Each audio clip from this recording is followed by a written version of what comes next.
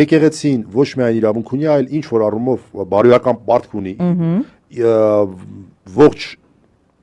հայկական իրականության նկատմամբ, կոնկրետ ասեմ, Գրիգոր Լուսավորչի նկատմամբ բարոյական պարտք ունի,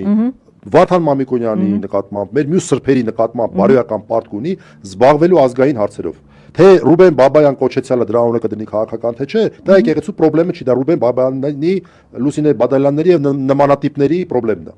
Իդեպ ազգային հարցերով ես չեմ ուզում եկեղեցին որ ազգային հարցերով չզբաղվի։ Ընդ որում, այստեղ մի կարևոր բան կա, երբ ասում են հայ առաքելական եկեղեցի, Նիկոլ Փաշինյանը ինչ փորձեց անել այդ մանիպուլյացիաներ։ Հայ առաքելական եկեղեցին սահմանափակել էջմիածնով։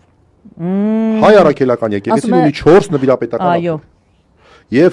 ես ուրախ եմ, որ վերջապես այդ նվիրապետական աթոռներից նաև Անտիլիասը խոսեց։ Հայտարարություններ եղել են մյուս երկուսից, որոնք են բավականին կոշտ։ Այո, Անտիլիասն էլ արդեն։ Այո։